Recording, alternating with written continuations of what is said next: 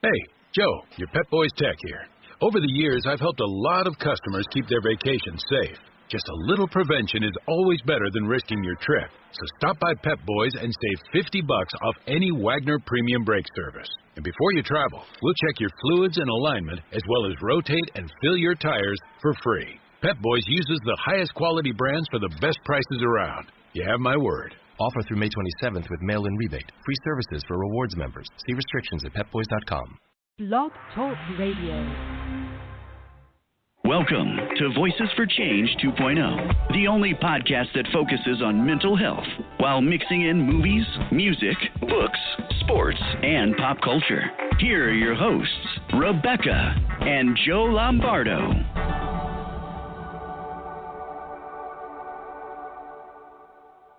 Hey, good morning, everybody. On this lovely Saturday morning, we are glad to have you with us. Yes, thank you for joining us on our humble little show, as we like to refer to it. As you like to refer to it. It's what it is. It's our humble little show. So yes, I'm proud of our humble little show. I'm proud of it too. Okay. So I was just thinking about our little intro that plays before we come on. Mm-hmm. You know how it says that we talk about sports and pop culture and all that stuff. And a little bit of pop culture this morning. We got the royal wedding going on behind us. Well, they got married quite a bit earlier. I'm into the whole thing, but I'm not into getting up at 7 o'clock in the morning to watch it. I know it'll be on later, but yeah, we have it on behind us on Hulu, and it's quite a spectacle, and I'm really happy for the two of them. I think they're a great couple. I think both of the princes are just amazing. Yeah, and I the think fact that they stand up for mental health is fantastic. So I think it's a good call for the two of them to get hitched. I think Diana would be proud of both of them. Absolutely. Absolutely she would. So rest in peace. Yes. But anyway, today our guest is someone who, if you follow the show from the very beginning, you're quite familiar with him. You might be quite familiar with him just from being on the internet. Well, that too. He's around. He's a hell of a guy, and he's amazing. He's an incredible advocate, and he's our first fourth timer on the show. Are you sure it's 4 times? I think it's 3, and he called in on 4. No, it's 4 because we had him on the original show, and then we had him on with us, and then we had him for the roundtable. Oh, right. Yeah, about the roundtable. See? Yeah, that's right. So this is time number 4. We're gonna have him a jacket, like a yellow. Yeah, we got to get it some kind of crazy jacket made up. Yeah, and the patch with our logo on it. Yeah, that would be really cool. We should get those. Or maybe just a T-shirt. I don't know. Yeah, probably a T-shirt. Yeah. But anyway, please take a moment to welcome to our show Mr. Rudy Caseres. Well, hello. That is quite the intro. And to be your only four-time guest on the Voices for Change show, that is quite the honor. Although I still want to be your first in-person guest. I'm making my way. I'm actually near Boston, Massachusetts right now. I'm on vacation, but I heard from you, Rebecca. We need a guest for this week, and he was like, you know what? I got to be here. I got to support you, Rebecca and Joe, because this show is where it's at. And it's a little weird because I'm used to doing this show at 8 a.m. in the morning. So it's like I've been up for quite a while. So it just feels weird. But I'm getting used to it. And, who knows? Maybe number 5, I'll be in your neck of the woods. That, we'd be fine with that. I'll get all in our PJs. And, yeah. It's just the two of us sitting up here in front of a computer and our microphone, and all we have in the background is cats. So some space for you. You may end up with a cat on your lap. So be warned. Cool. Are you in the same room right now? Yeah. Yep. Yeah. That was one thing that was a nice change from the first show is, for those who don't know, when we did our first show, we didn't have a fancy schmancy microphone. We had these headsets with mics on them, and we couldn't be in the same room together because number one, the computer wouldn't accommodate it, and number two, there'd be really, really bad echo. Mm-hmm. So Beck would be up here in our room, and I would be down in our office, and, any type of talking behind the scenes we had to do, we had to use some kind of book communicator or something to, hey, ask about this or what have you. So when we were getting ready to do this show, we're like, we're going to step it up a little bit. And we got this nice fancy microphone from Blue Microphones. Shout out to Blue. Woohoo! And it's called a Yeti. Yes. And it's awesome. It even looks cool. I like to keep it sitting out on my desk. It looks like a broadcasting award or something, like the shape of an award somebody would make. It looks like the one that used to be on Letterman's desk. Yeah. So, I used to own cool. that mic. Yeah. I used to host a podcast. Yeah, I hosted a podcast maybe like a few years ago, and let's just say it lasted not too long, long enough where I was able to return it within the Amazon return window. So, jeez, there's that. Oh, aw, I feel bad for you. I want to hug you. Well, thank you. Well, the good thing is that I'm back. I'm doing these podcasts. I get to be other people's guests. That's a big weight off my shoulders. Just go on other shows. Like I was on a different podcast that just came out yesterday. I'm on your show, so that's great. And then I started doing my video show, which is just a whole another beast to wrangle with. Mm-hmm. Yep, we're going to talk about that. We're going to ask you about that in a few minutes, but we gotta get people work handling. Yep. We got to start at the beginning because I'm sure that there are a few people listening that haven't heard your story. So why don't you go ahead and tell us where your mental health journey begins? Yeah, and if you're listening to this right now, please call in. No one has called in to talk to me yet, and that's kind of heartbreaking. Okay, I'll give the number out since you mentioned that. Thank you. It's 347-989-0126 if you would like to call and talk to Rudy. Or 0126 for those of you that like zeros. Thank you, honey. Yeah, I know Andy Berman's listening, so Andy, call in. Oh, yeah, that'd be great. Hi, Andy. Yeah, hey, Andy. So, yeah, you can talk about Big Pharma. Hi, my name is Rudy Caseres, and I've been on this show 4 times. I think each time I'm on this show, there's another progression in my life, both professionally and personally. I feel like each time I'm on your show, like my career just like skyrockets to the next level. So cool. When I was on your show, the first time, like I was starting to get to a good place. Like I was finally living on my own and just trying to find my way in the world. Like I was starting to do public speaking. And then the second time, almost a year later, it was just like night and day as far as doing a lot of traveling and doing even more speaking at even bigger places and doing a lot of writing and video stuff. The third time, the panel, it's like, oh my God, it's just like things were exploding. I think I started doing No Restraints by then, and I was doing more stuff with The Mighty and This Is My Brave. And now here I am. And who knows when I'm on the 5th time? Like I might be like president or something. So you probably want to know more details about my life. But so, I mean, I've dealt with mental health issues my entire life, but I wasn't diagnosed with bipolar until just fairly recently, probably like maybe early 2015. Like even when I was in the Army and I had a mental breakdown, I had a catatonic episode and was hospitalized, ended up in the psych ward and then discharged. Like I still wasn't diagnosed with bipolar. I actually had a diagnosis of schizophrenia because of the catatonic episodes. So when I had my first like real manic episode, it lasted like over 2 months. That's when I realized that I was bipolar. Like I had to like convince others because like they, especially like my doctors and therapists, because I stopped seeing them. But I didn't let that be a complete brick wall. I knew it'd be a hard thing to overcome. And I don't even know if overcome is the right thing because I'm still bipolar and I've learned to not only accept it, but embrace it. And when I say embrace it, I don't mean like, hell yeah, bipolar, greatest thing in the world. It's like, no, this is my thing. This is part of my journey, and I'm going to make of it the best of it that I can. Absolutely.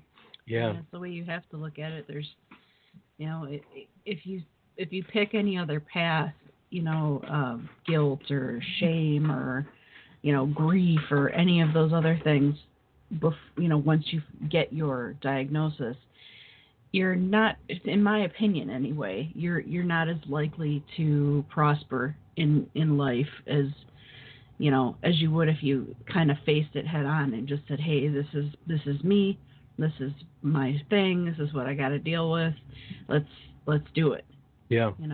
Yeah, exactly. It's no different than looking at a diagnosis of, and I bring this up a lot because this is me, having a diagnosis of diabetes. You at first you're like, and then you're like, okay, well, how do I live with this? What do I need to do? What do I need to, change in my life to, have a thriving life and, make the most of my life that I can, Mm-hmm. So that's, I think, just an incredible outlook for you to have, Rudy. And, I saw that, I was looking at your website last night a little bit just for part of the research, and, reading, one of your blog pieces, and it really hit home for me, because you were talking about that it's not good, it's not bad, it just is. Mm-hmm. And I love that. Yeah. Yeah, So and I think we're often taught that we're often taught that it's bad, and there's no alternative Mm-hmm. perspective. So that's all I try to do is offer alternatives and give voice to other people to present their alternative perspectives. That way, more people are well informed. If you want to see it as this awful thing that needs to be cured, by all means, I'm not going to stop you. I just want more and more people to be able to be more well-rounded in how they view these issues. Absolutely, and I feel like at this point in time, there's no excuse for anyone to be uneducated about these issues. Mm-hmm. You can get online and find out anything you want nowadays, and I don't want to say I resent, but I'm not a big fan of these people that come online and are all talking about how we've chosen to be depressed, and if we just thought positively that life would be grand, and all this, then the other thing, and it's like, look, if you just did a little research before you speak. Going for a run isn't necessarily going to make me feel better. Right. Unless you are, we know somebody, Stevie, who runs, and it's a really big thing for her. She's, really into it. She's good at it. So, that is something that supports her lifestyle. Unfortunately, we didn't. I don't get that gene. Unless I'm being chased by a bear, I'm not running. I'm sorry.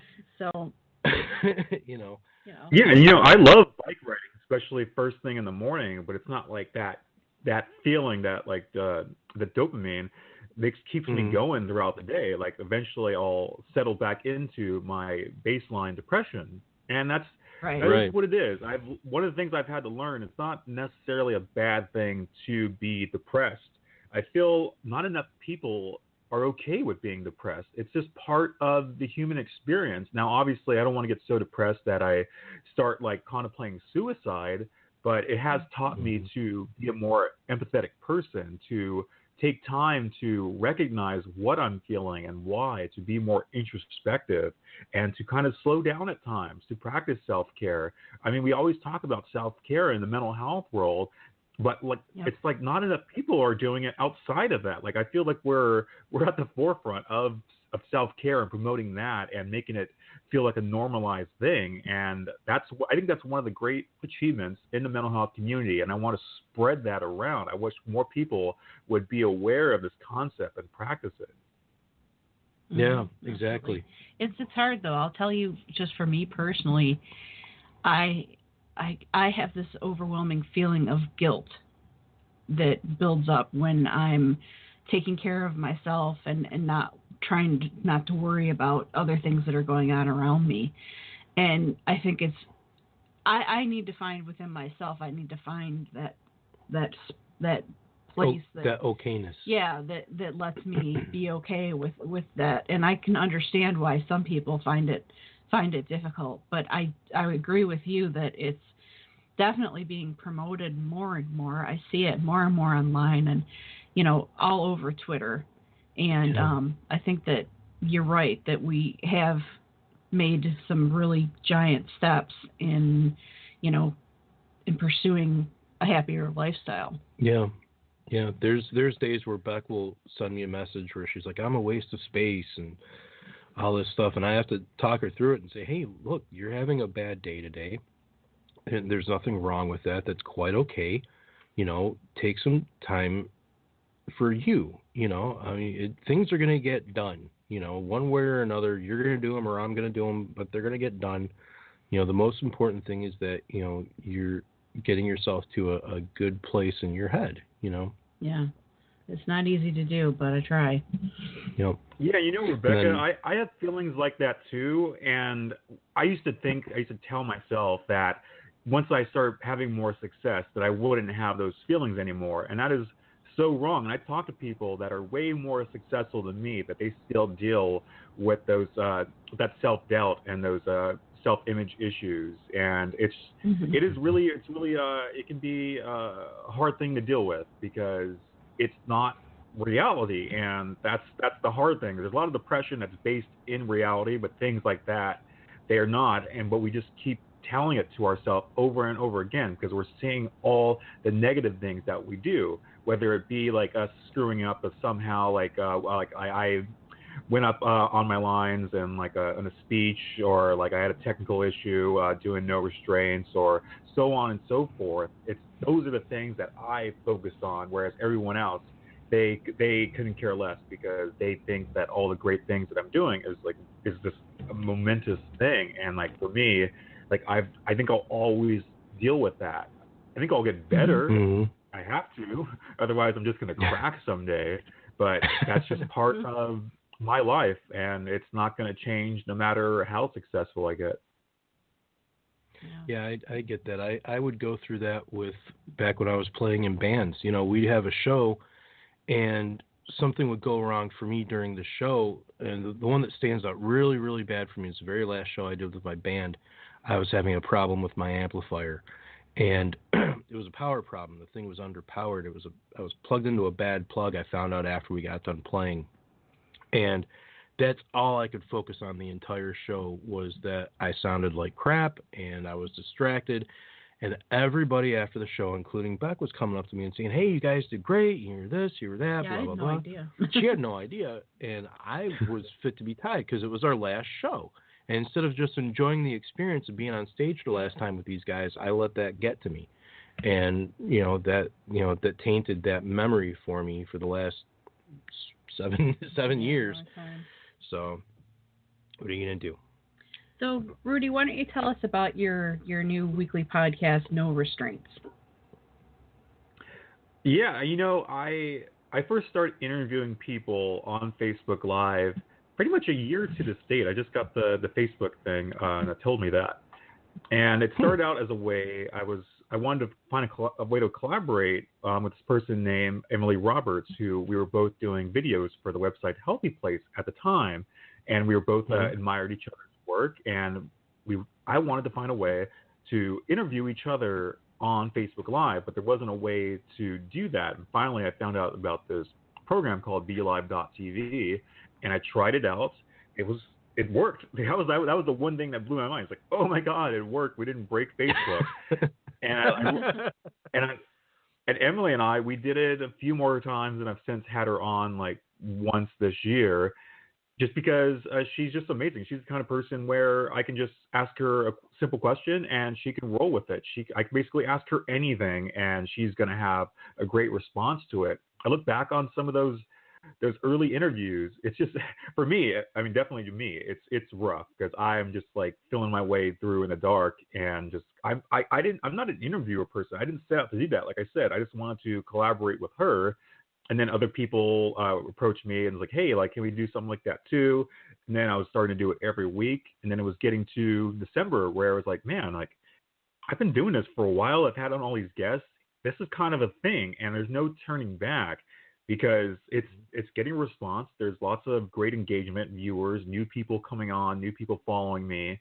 And so why not brand it? Why not just commit, go all in? So I came up with the name No Restraints. My first official episode was the first Friday of January. And of course, my guest was Emily Roberts, of course.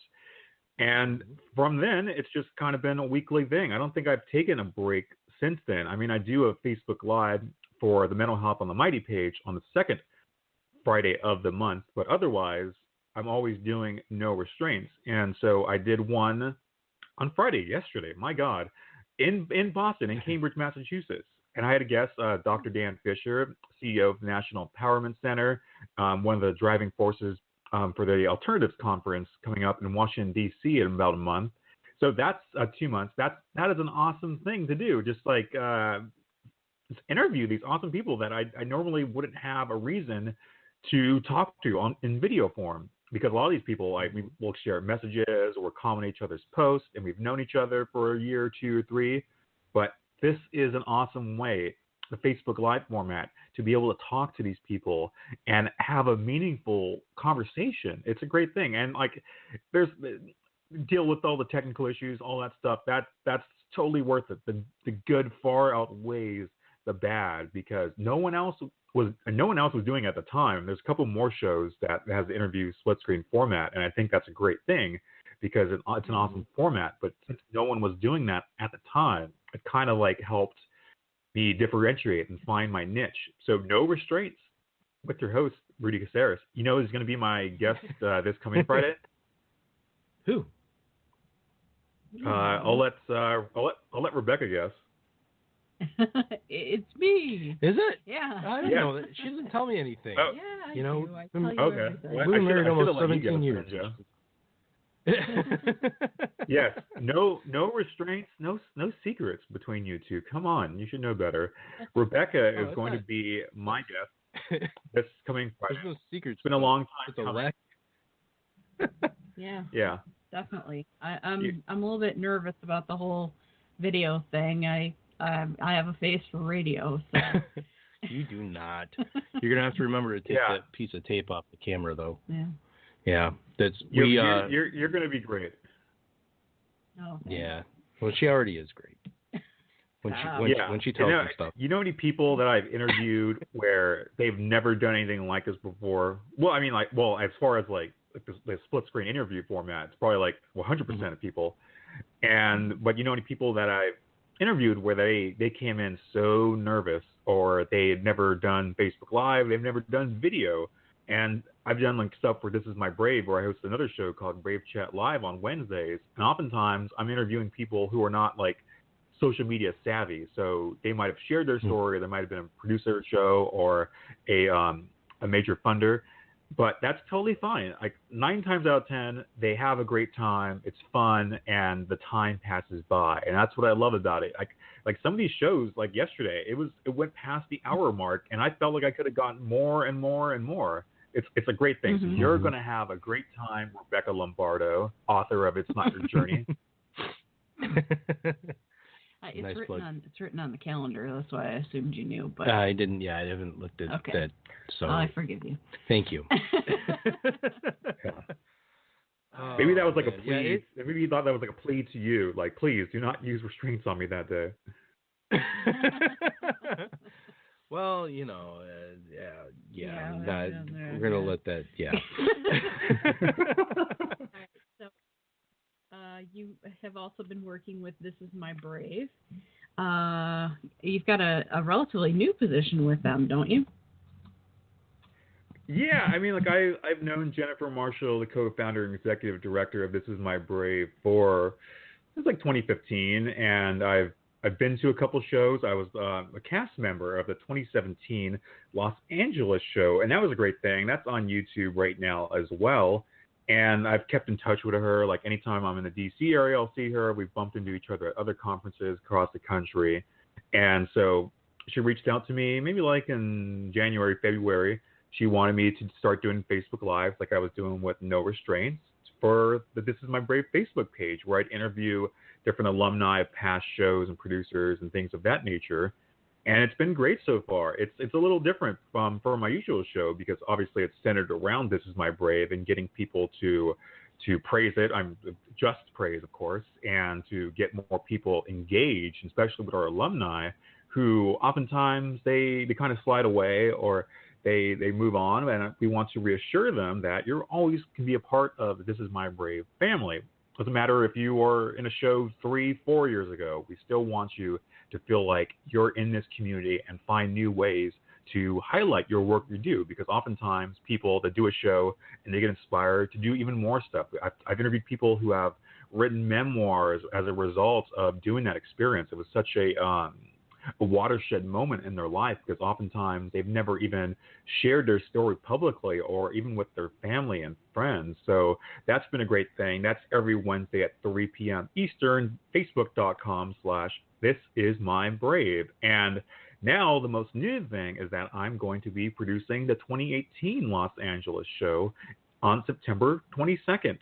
That's an exciting thing. Oh. I mean, I've hosted my own storytelling events in my community that have been very like not on the same level as a This Is My Brave. This is by far the biggest undertaking in my life. Like I'm talking about like trying to fill a theater with 1,000+ people, and that is huge. And like first off, I was thinking like, okay, well, you're not going to sell it out, and that's totally fine. Like, maybe if you do like 200, 300, 400 tops, like that's a huge achievement. But I learned very fast, if I go in that mindset, then that's all I'm going to aim for. If I aim to fill a theater and it's like halfway full, that's still way better than setting my expectations low and sticking to that. So that's what I got going on. I have auditions on June 10th and June 16th. Hopefully we can get the link down there because people can audition. If you're in the LA area, like, doesn't matter. Like, if you feel like driving, like, I don't care where you're from. Like, people have like come from out of state to be a part of the show. If you'd be down for that, I'd love to see you and get in touch with me. You can sign up at the link, a 15-minute block. It's 5 hours, so I think that's around maybe 40 available spots. So it's not a ton, and they're starting to fill up. So if you're in the LA area or you're willing to drive down, fly down, please get a hold of me. If you have a story worth sharing, even if you're on the fence, please, please, please. I want to see as many people. I don't want to have any free blocks of time during those 2 audition dates. Yeah, awesome. Absolutely. Yeah, I wish we could. I wish we were in that area that we could be involved in somehow. You know, because that would be a blast. It'd be a lot of fun to be a part of that in some way. Yeah, and This Is My Brave does shows all over the country. So if there's ever one in your area, by all means, go check it out. You don't have to audition. Like, I saw a show in the audience, and then I was in a show. So some people, it starts out that way. And that goes out to everyone listening that This Is My Brave is nationwide. They've even had a few shows in Australia. So please go check it out. thisismybrave.org. You will thank me later, eventually. All righty. Well, on that note, we are going to take our first break. I think we're a little bit late. That's okay. And so we'll be back on the other side. This is Preston Wiggins with Into the Unknown.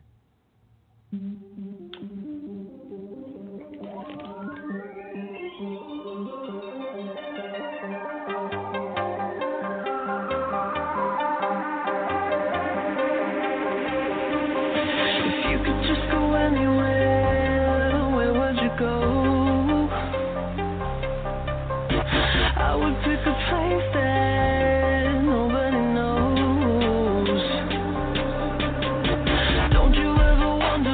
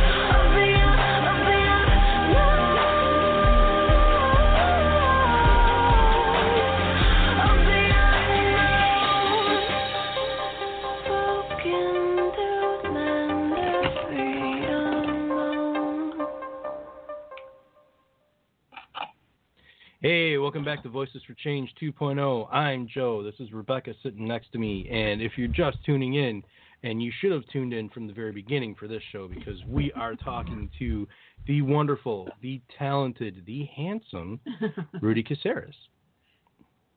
Yes, and we are taking your phone calls. We are. The number, if you want to call in, is 347-989-0126. I'm sorry that I don't say zero, honey. It's not an O. It's a 0. Oh, my goodness. Yeah, Well, I had to learn that the hard way in the Army. Yep. Yeah, we're going on 17 years of marriage, folks. Yeah, we'll figure it out. We'll figure it out eventually. Figure it out by 18. Yeah. Are you going to have a special 20th anniversary show? I mean, we've been I don't know if we'll still be doing this show. We've been married for 20 years. I hope we will be. It'd be nice, Maybe. you know. It'd be cool having the show go that long, you know. Yeah, it would be. I just don't think that far ahead. Yeah. Too much pressure. So far in the future, yeah. Like you'd probably be doing like holograms or stuff like that, like time travel show or something. Flying cars. That would be cool. I'm really pissed that we don't have flying cars yet. Although some people are working on it. Do not get me started. Okay, moving on. Like that's a sore point for me. I watched a lot of Jetsons growing up, so you know that's my thing. But I'm miffed that things aren't the way they were in Back to the Future for us already when he goes in the future. No, we're gonna have to get over that. Yeah. Oh God. Come on. I know, like even Minority Report, like come on, I want my magnet cars.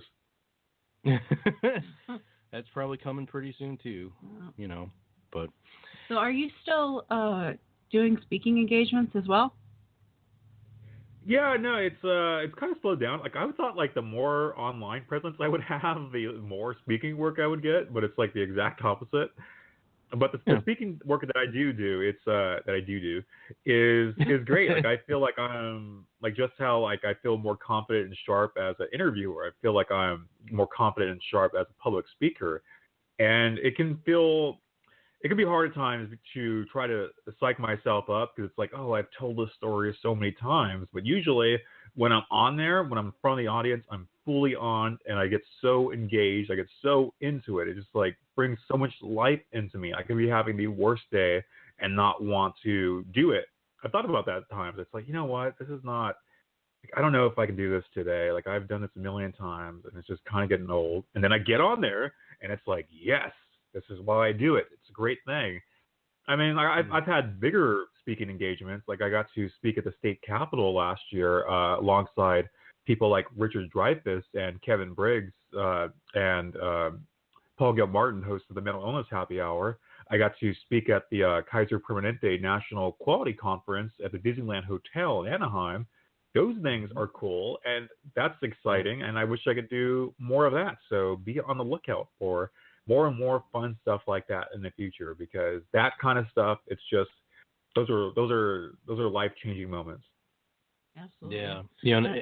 I get where you're coming from with the kind of feeling like you didn't want to do it that day. That's kind of a struggle for me as well. You know, I've actually been struggling the last few days quite a bit, and I've mentioned it online, and I've gotten a lot of support from people, and I'm really, really grateful for that. But it's like there's a podcast me, and there's a regular life me, and I have to get up and I have to be this person that I have to dig really deep to find to be able to do this show and to sound up and everything. And I can, you know, turn it off and go back to moping around as soon as the show's over with. But I understand where you're coming from with that. It's hard, especially like this is for me getting up early. I know that's pathetic, but this is getting up early for me, and I have to think about getting up and you know, presenting myself to the public in a positive light, and it's a struggle. And it's funny because for me it's sleeping in. Yeah. So you know. Yeah, and sorry, and Rebecca, like I had mentioned to you offline how I was actually thinking of taking a break from No Restraints because I just felt like I'm doing all these things because I'm also doing Brave Chat Live and I'm doing all this stuff for the Mighty as well, and like part of me is like I need to like I felt like I wasn't doing enough work in like all the advocacy I was trying to do with anti-force treatment and talking about other things, and it was just like felt like I'm either promoting one show or I'm doing a show or like doing like afterwards like promoting the show and all that stuff, and like I just felt like I was like, oh my god, like I'm doing all this Facebook Live and I don't have time to do other kinds of advocacy that I really am passionate about, because like when it's the show, like the guest is the guest and like I have to highlight them, but it's like I also have views I want to get across that I don't like forcing, like insisting, like inserting into the conversation when it's just like I'm trying to have a conversation with the guests and have them talk about their things and promote their stuff. So yeah, that was the thing where like I was like, oh man, like I don't know if I can keep doing this and still do all the other things, but I'm glad I stuck with it because I get to have you as my guest this coming Friday at 12 p.m. Pacific, 3 p.m. Eastern, Facebook.com/Rudy. Oh yes. my goodness. You know, it's funny too that you mentioned when you're on stage and beforehand you have that attitude of, I've told the story so many times, but then you get up there and you're telling it and you get in the zone and you're fine. I can definitely, I know how that feels, because from playing for so many years in a band, we would go on and especially towards the end, our last song would be one that we had written, one of the first songs, when we got together. So it was, 10, 12 years on. And imagine how like Aerosmith. Yeah, well, that's exactly the point I was getting to. Is, you think about, a band like Aerosmith or Rolling Stones or, in my wife's wheelhouse, Hall & Oates, how tired they might be of playing Rich Girl, but yet they still do it. And, you're like, oh, this is awesome, I'm into it. And they're like, I've played this 10,000 times, but they're up there and they're doing it and they're tearing it up, and so that's kind of the cool thing about having any type of, I don't want to say performing, but just, getting up and being on a stage in front of people, be it, speaking about your experience or in my case, performing or whatever, is there's a certain energy that you can derive from that, maybe you don't have it even that last minute before you step on stage. And once you're up there, it overtakes you, and it's a good feeling, Yeah. Yeah, and personally, I see it as performing, and I used to think that, like, oh, my story wasn't as inspirational enough, or there wasn't like enough like meat to chew on. And from my background in theater, one of the most important lessons I had to learn was it's not necessarily the content of the script, but how you deliver it, how you present it to the audience. I mean, like my teacher, acting teacher, would literally have us read from a phone book and try to sell it, try to like say it in a way where you have the objective. It's not necessarily the words, but how you you have an objective, and the objective for my speeches is basically to, first off, get the audience engaged and take them on that ride, the ebbs and flows, the peaks and valleys, but to get across that I'm bipolar and that's not the end of the world, and I'm also not trying to promote this false narrative that things get all better and you're fine. Look at me, I'm a public speaker, I have it all together. But no, I have to to scratch and claw my way up to where I am, because there's been so many times I've been denied, whether it's been to speak at a conference, for an award, or to even collaborate with someone. I've sent out so many messages to people just to get nothing, and just feel denied.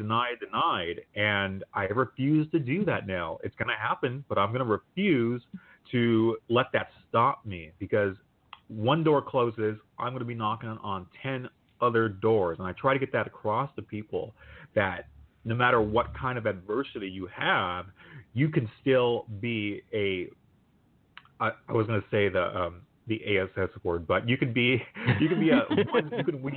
one bad mofo, even with all these adversities. Like it's possible, but we're just constantly have this reinforced that we're sick and we can't do certain things, or certain things are going to be worse for our illness. And no, like we have to try. Like we're gonna fall flat in our face. But we have to learn these. Part of living is finding out what works and discarding the stuff that doesn't work. Right. Exactly. Yeah, absolutely. Exactly. So, for those people that aren't familiar with the Mighty, talk a little bit about that, and then the Mighty itself, and then what you do for them. Yeah, so the Mighty.com, Facebook.com/the Mighty, Facebook.com/mental health on the Mighty.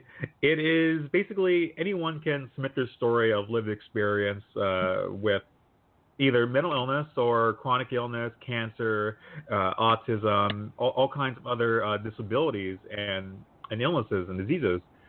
And that's the great thing about it. It's from people's own experiences, their own words. And basically, it's one of the greatest things in the whole world. I can't say enough great things about the Mighty. And one of the great things is that they have their office in Burbank, California, which is about like a 50-something minute drive from where I live. And so I go down to their office once a month to interview people on Facebook Live. I got to interview their CEO, Mike Porath, in January. Then I've interviewed filmmakers and other advocates, even people outside the mental health community. And I intend to continue that next month and the month after. Last month, I was at the American Association of Suicidology Conference, where I got to interview all these amazing suicide prevention advocates in person, which was amazing. It's a great thing. I got to interview Sarah Schuster, which is a past guest of yours, mental health editor, on Saturday. I got to get her takeaway of the experience because we were both there for the full conference. So these kind of things I wouldn't normally be able to do without the Mighty, and they've been good to me. I was selected by them. Well, actually not by them. I was through nominations. To be one of their mental health heroes of 2017, and that was one of the most amazing things that's ever happened to me, because congratulations. like I said, I come from a place of constantly doubting myself and feeling like a failure. So when things like this happen, it's like, oh no, other people see it. They see the work that I'm doing and they appreciate it, and I can't deny that. I can't pretend like stuff like that doesn't exist. So whenever I'm hard on myself, I have to remind myself to that. I have to go back to some of my Facebook posts, some of my Facebook messages and emails of people saying all these great things about me. Like I've had people that have messaged me saying like, I shared my story of bipolar because I read all of your posts. I've been following you. I got that from someone about a week ago. I had never interacted with her at all. Like, I don't think I've ever seen her in the comments or liked any of my stuff. And she said that, and she shared with me her blog of her coming out story of bipolar. That was like, oh my God, what am I doing? I must be doing something right. Yeah. So it's the Mighty, great group. Yeah. Mighty's awesome. I have an article that, because I contribute for the Mighty myself, and I have an article that I wrote for them that's pinned to my Twitter profile that people really, really seem to enjoy. It's a letter that I wrote to my 19-year-old self that was diagnosed with bipolar disorder. Yeah. So I get a lot of positive feedback on that, and I think people are. The more people that are coming forward and talking about what they're going through, it's hard to explain. It's such an amazing process because, it started out and just like a pebble in a pond and, some ripples floated out. And now people are throwing like boulders into the pond and the ripples are spreading out for days, and the more people that come forward, the more people that come forward, essentially. Exactly. And it's been amazing. Now, you were diagnosed with bipolar disorder as well. How do you find that now versus when it was a new diagnosis for you? Do you feel like you've learned more about it? Yeah, and I did a lot of education back then, reading up on basically everyone in the bipolar world. I would email people, and thankfully a couple of them would email me back and make me think like, oh, okay, people see me. Like, these are real people that are open to engaging with people. I didn't realize at first, like, this is a whole community. There's so many amazing people, and they talk to each other, they support each other, promote their stuff, and that was a big boon. That was like, you know what? I'm all in. I'm sharing my story. Because at first, before I discovered the mental health community, I was like, oh God, bipolar. It's just like, this is going to kill me. Like, I can't deal with this. I feel so alone. None of my friends get it. None of my family gets it. And then I found this community. I felt more inspired, more empowered to share my own story and to add to the conversation. At first, I just wanted to listen. I was too afraid to add my own input. And now I feel like I can do that. I feel like I am a voice, that I do have influence, which is a good thing and a bad thing.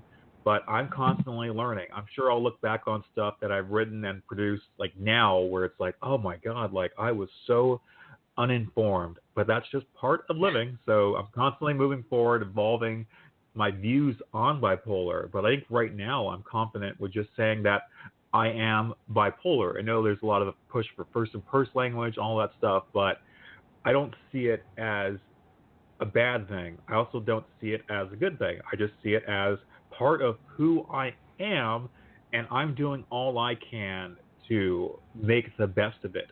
And it's not easy. Like I said, it's not like, yeah, like, oh, bipolar. Let's everyone should be bipolar. It's the greatest thing in the world. No, it is what it is. And I'm doing all I can to live with it and live my best life. And if anyone tries to say like, oh no, like you're not bipolar, it's this horrible illness and you need to like take more meds and all this stuff and you're doing this and that. No, it's like I guess like that's just part of the job, I guess, to get criticism like that.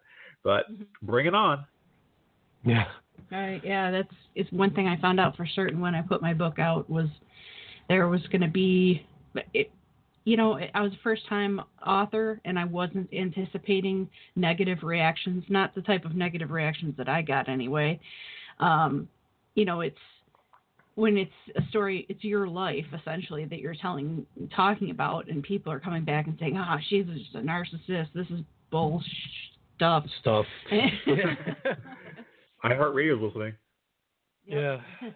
This is terrible and blah, blah, blah. And, it really hit me hard. It threw me for a loop. I was ready to take the book off the shelves and hide in my bed for the rest of my life. Yeah. So, it takes some getting used to for the negative stuff to kind of filter into the right direction. Yeah.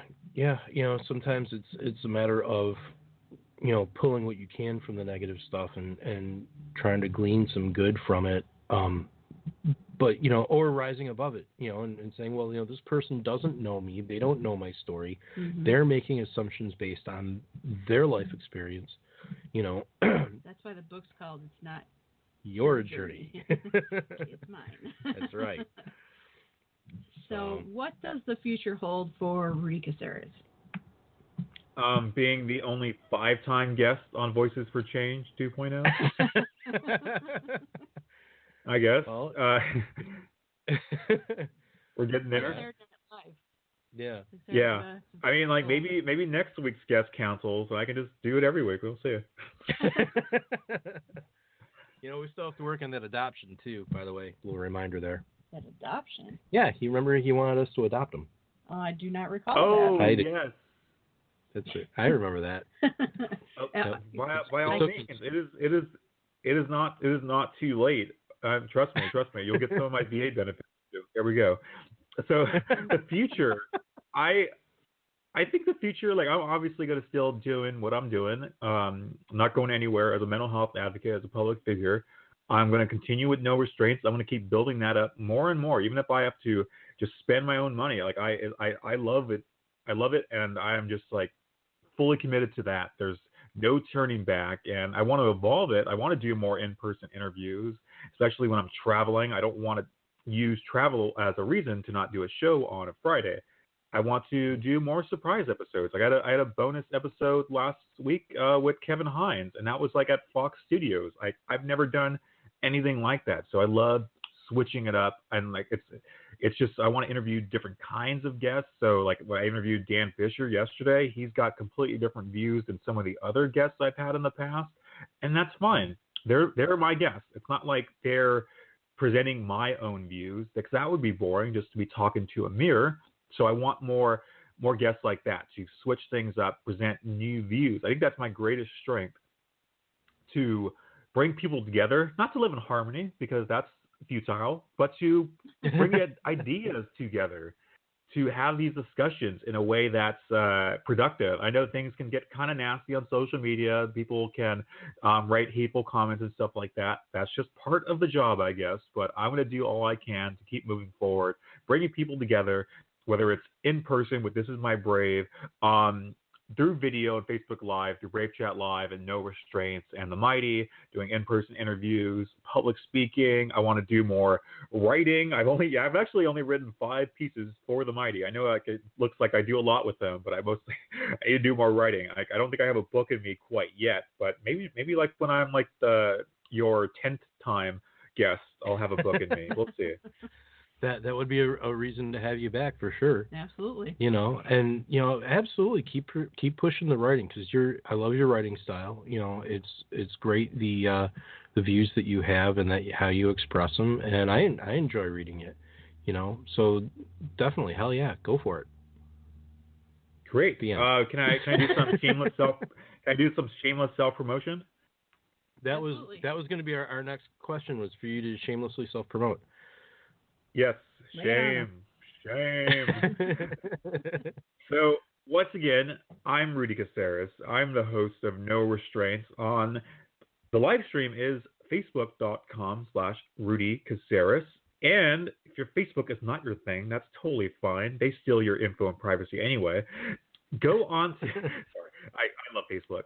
I post I embed the videos on my website, which is rudycaseres.com/no-restraints. I'm doing like the hyphen thing like in my hands, which you can't see, but go check that out.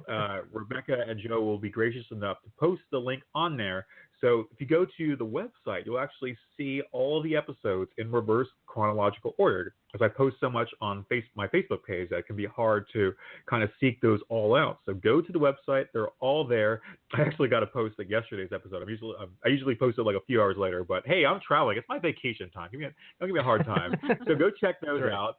Twitter, Instagram @Rudy Caseres. You can also follow me on Facebook. Go check out the website. Go send me a message.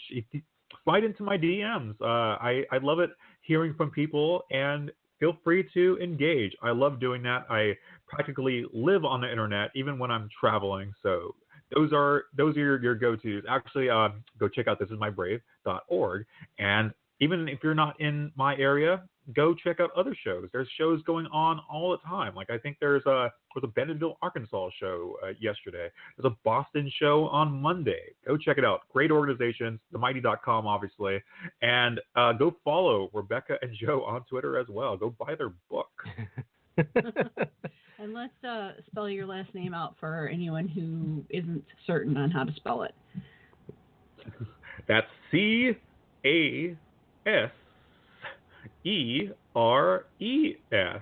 Caseres. I get all kinds of fun pronunciations, so that's just part of it. I don't think I can change my name at this point, so whatever. That's your fault that you haven't learned it yet. That's my one claim to fame was the first time you were ever on, I pronounced your last name right. That's right. I do remember that. Yeah. Oh, yeah. No, I did a podcast episode not too long ago where they had to do like 3 different takes because they couldn't get my name right. Oh, jeez. It's not that hard. No, it's really not. It's not like, Lombardo. You wouldn't believe the spellings and pronunciations we get. Yeah. Lots of Lombardis. Yeah. No, not related to him. No. Oh, well. All right. So well, this was fun. Like, time passed by. It does. It does it definitely quickly on this show. We're so happy that you're with us on Rudy. You know that we love you, and you know that we're just huge fans of everything that you do, and so proud of the fact that we know you, and you have a very strong voice in the community, and it's for us, it's truly an honor just calling you friend, and you are absolutely welcome on the show anytime. You know this. We just couldn't say enough good things about you, and we love you. Well, I love you too. You're both my friends, and like I'm always glad to do this show because it's not work. It's fun, and we play along. And I can't say enough good things about you. I appreciate the ongoing support. So yeah, I can't wait to have you on the show this coming Friday, Rebecca. You're gonna have fun because it's for your own good. It's best for business. That's right. All right. Well, we're going to sign off here. Rudy, hang on for just a minute, and we'll talk to you guys next week. Yep. This is. Please enjoy our final song, yep. Sam Harris, My Reclamation.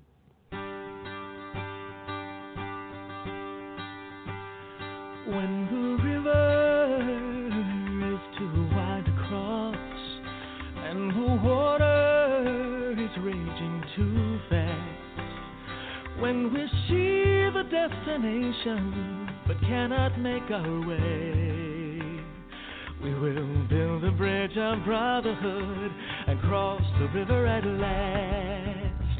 When the air is cold and black with hate, and the fog of condemnation burns our eyes, when the shadows of oppression keep us hidden from the sun, you can climb upon my shoulders until we reach the skies, for it is not enough to want it, need it, and deserving doesn't make it true. I believe hate fails and love prevails. Take a stand, demand justice overdue, singing no one can take what is not theirs to give. No one can break you or choose how you live, and I don't need permission to have what is mine. This is my reclamation. This is my right divine. I am weary of hostility, and I am saddened by the ugliness of fear.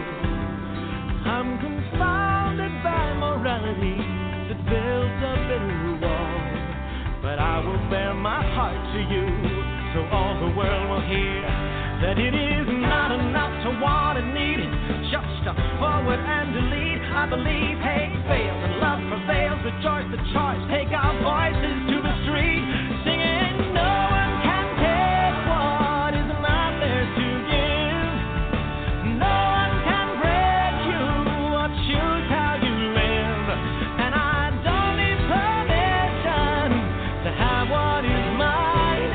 This is my reclamation. This is my right divine. For all those before us, for those yet to come, for the sons and the daughters of violent waters. No one can take what is not theirs to give. No one can break you or choose how you live. We will go softly into the night. And this is our reclamation. This is my right. No one can take what is not theirs to give. No one can take it or choose how I live, and I don't need permission to have what is mine. This is my reclamation. This is my declaration to all of the nations. This is my light to shine.